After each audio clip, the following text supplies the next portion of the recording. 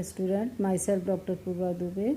मैं आपको planning and economic development जो सेमेस्टर 5 है उसका आज एक चैप्टर्स पढ़ा रही हूँ। इसमें है, आज मैं पढ़ा रही हूँ प्रॉब्लम्स ऑफ एग्रीकल्चर लेबर, यानी कृषि श्रमिकों की क्या समस्याएं हैं। कृषि श्रमिक का मतलब देखिए, कृषि मतलब जो गांव में कृषि होता है और श्रमिक जो उससे जुड़े हुए रहते हैं, यानी कृषि श्रमिक वह व्यक्ति होते हैं जो कृषि से संबंधित होते हैं और कृषि के कार्यों में लगे रहते हैं। लेकिन कृषि को एक जुआ की तरह जाना जाता है। कृषि एक जुआ कैसे है कि किसी साल कृषि में बहुत ज़्यादा फसल हो गया, बहुत अच्छे उत्पादन हो गई, बहुत अच्छे उसके हमको दाम मिल गए, अच्छी तरह से हमारा सेलिंग हो गया, तो ये हमारा बहुत प्रॉफिट होता है। लेकिन जब दूसरे साल वही होता है कि बाढ़ आ गया या सूखा पड़ गया या किसी कारणवश टिड्डे ने हमला कर दिया, किसी कारणवश पूरी कृषि का नुकसान हो गया, तो हमारा क्या होता है कि उस साल हमारे जीवन यापन करने के लिए हमारे कृषि श्रमिकों के पास कुछ भी नहीं रहता है। और उस समय में उनकी दशा इतनी दयनीय हो जाती है कि आए दिन हम लोग पेपर में पढ़ते हैं कि इतने किसानों ने आत्महत्या कर लिया।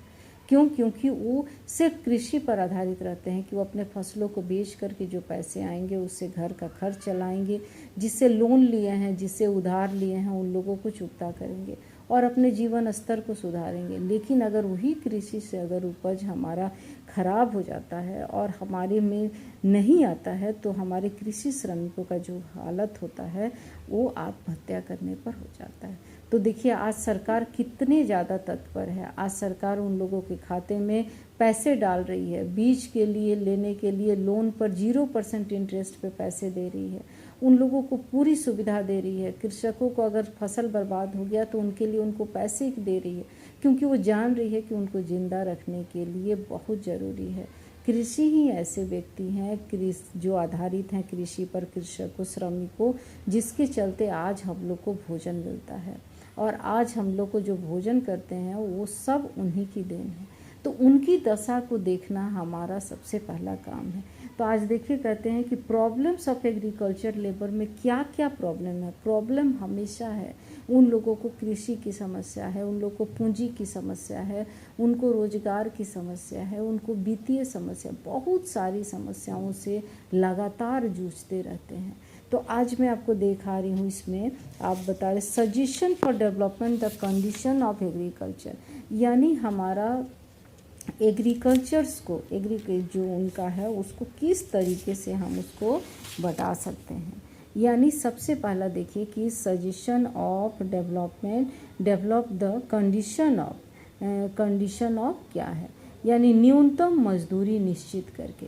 यानी हमारा क्या सजेशन होगा, हम कृषि श्रमिकों की अगर हम स्थिति को सुधारना चाहते हैं तो सबसे पहला होगा कि न्यूनतम मजदूरी दर आप निश्चित करें। यानी कभी भी कोई भी श्रमिकों को ले जाते हैं तो मजदूरी दर जो होता है वो जो देने वाले हैं वो कम से कम पैसा उनको देते हैं। तो कम से कम पैसे देने में उनका किस तरीके से घर चलेगा, कैसे हो। तो सबसे पहला ये सजेशन आता है कि उनकी मजदूरी की दर को आप न्यूनतम नहीं, मतलब इससे कम आप दे ही नहीं सकते हैं, आपको इतना मिनिमम पैसे उनको देना होगा। उसके बाद दूसरा आता है आपका श्रम की पूर्ति मांग से अधिक, यानी श्रम की पूर्ति जो आपका है कि जनसंख्या का घनत्व इतना अधिक है, इतने लोग हैं। सबसे पहला तो हमारा जनसंख्या कंट्रोल नहीं है, जिसके चलते हर समस्या आके खड़ी हो जाती है। चाहे हम कितने भी योजनाएं चलाएं, कितने भी दें, लेकिन जनसंख्या की इतनी बढ़ती जनसंख्या के आगे सब विफल हो जाता है। तो इसमें कहता है कि आपको श्रम की पूर्ति मांग से अधिक होती है, यानी इतने लोग खड़े रहते हैं और हमारे पास में काम देने के लिए हमको अकेले किसी की ज़रूरत है, लेकिन यहाँ 10 लोग खड़े हैं, तो हम उसमें से कैसे किसको लें। तो उस समय में अगर हम कहते हैं कि हम आपको कम पैसे देंगे, तो जो बहुत नीडी होता है, जो जिसको बहुत ज़रूरत है, वो कम पैसे में भी करने को तैयार हो जाता है। तो इससे क्या होता है कि हमारा मजदूरी का जो न्यूनतम दर है वो भी विफल हो जाता है। तीसरा कहता है, देखिए कृषि श्रमिकों की मांग का मौसमी होना। कृषि श्रमिकों की मांग का मौसमी मतलब किस मांग पर वो बनाते हैं, किस तरीके से हमारा किस तरीके से वो मांग पर वो दिखाते हैं कि कैसे कृषि श्रमिकों का हमारा मांग जो है वो हमारा डिपेंड करता है। यानी जब समय होगा, जिस समय में आपको ज़रूरत पड़ेगी, आपको उस समय में आपको श्रमिक की ज़रूरत पड़ेगी। जब नहीं होगा तो लोग खाली बैठे रहेंगे। उसके बाद कहता है कि मज़दूरों में संगठन का अभाव है। सारे मज़दूर जो है वो एक मत नहीं है, ताकि अगर सारे लोग मिलकर अगर एक मत हो जाए कि नहीं, न्यूनतम मजदूरी दर से किसी भी कम मजदूरी पर कोई मजदूर काम नहीं करेगा, तो शायद लोगों को उचित मजदूरी मिल जाए।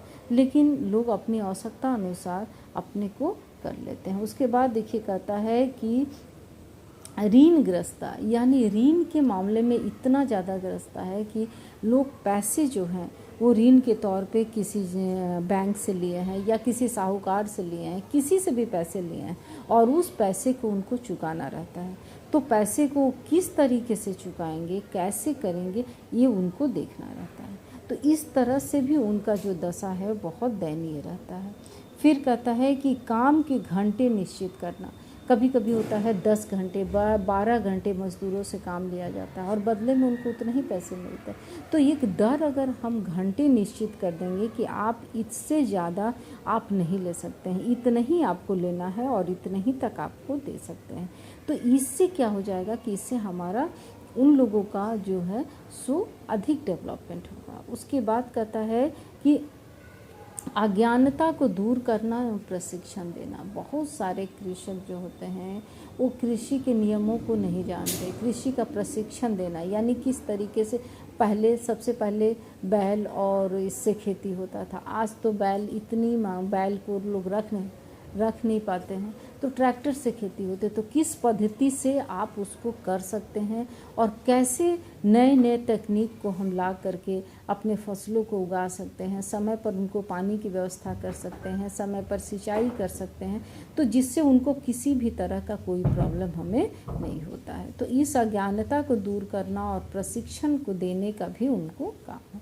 तो ये सारे सजेशंस हैं जिसको हम करके एग्रीकल्चर लेबर की स्थिति को सुधार सकते हैं। Thank you.